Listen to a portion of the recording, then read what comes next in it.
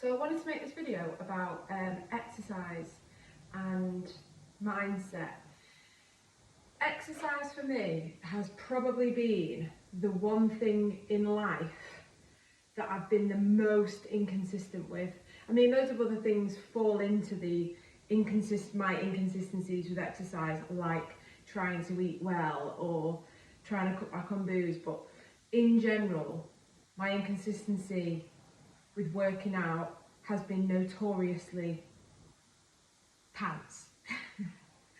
So it's all about mindset and changing the way you think about why you're exercising, what exercise is bringing to your life. When I was younger, kind of my history with working out was always, the goal was always to be thin. So to be slim for a holiday or a particular party or a wedding or a celebration or a birthday or something. I'd always be like, right, I'm going to not eat enough and I'm going to just run loads. So in theory, I was going into kind of like punishment mode. And that had a big effect on my association with exercise. So I always saw it as something that was painful, that I didn't want to do, that I didn't enjoy, that was kind of a very short means to an end, which was also temporary. It was never for anything else other than that. So then that meant, when that was my approach to it, it never had any longevity. So I used to tell myself, right, I'll do that for a goal. So the party would arrive, the birthday would arrive, whatever it was, the holiday. And then after that, I'd just go back into my old ways. So if I wanted to fit into a dress for a weekend or whatever, I'd just restrict what I was eating and I wouldn't exercise at all. So the goal was always kind of to look thin. And I hated exercise. I didn't understand why people loved it. I could never get into that mindset of it being part of my life, part of my week. And like I say, I always used to go back to what I knew, which was just running, because I'd never lifted a weight in my life. I'd never got into anything that I particularly enjoyed, until I quit drinking. So for me, working out and exercise literally worked hand in hand. That is not the case for everyone. I know plenty of people who are in amazing shape, who are consistent with their exercise routine and who still love to get pissed. But for me, the two worked really, really well together. So my mindset changed about my alcohol consumption and why I was cutting that out at the same time that I was adopting something new.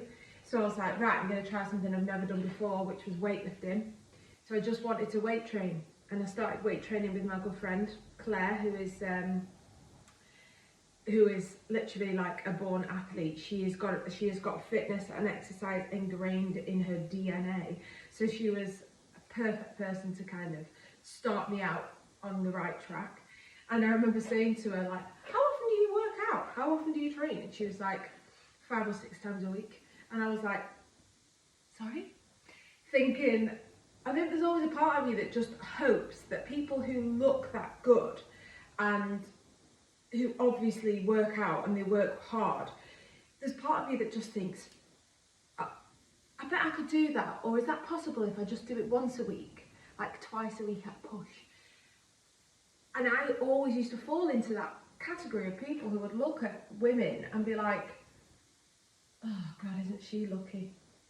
And it's like, well, no, actually, she's not lucky. She works her bloody arse off.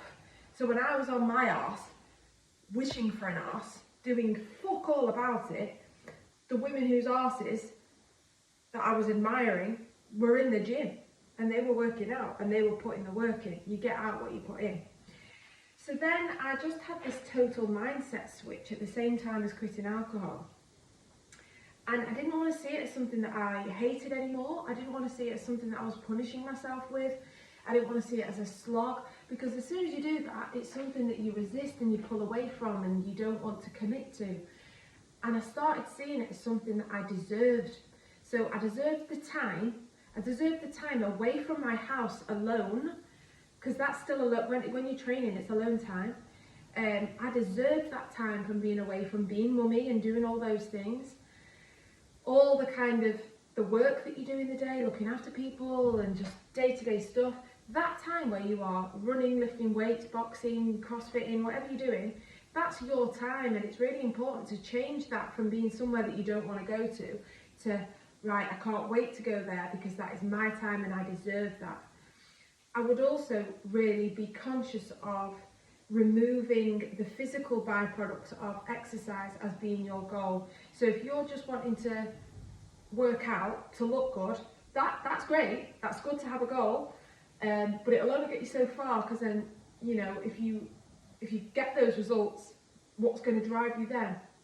I mean, there's always, you know, you can always do better, you can always get better, but I mean, you deserve the byproducts of exercise as well.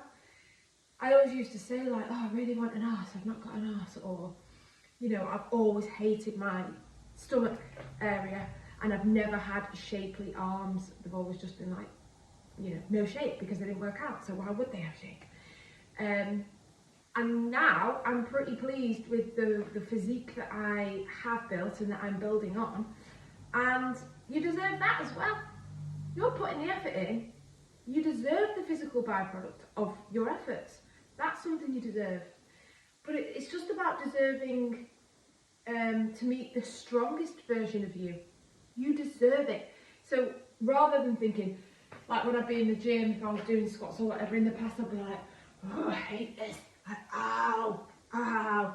Whereas I changed it from that to, you know, working out and going, you deserve to meet this person, you deserve this workout, you deserve this session, you're getting closer to your goals, you're getting stronger, you deserve to be strong. It's all about that kind of inner conversation and the mantras that you say to yourself as well.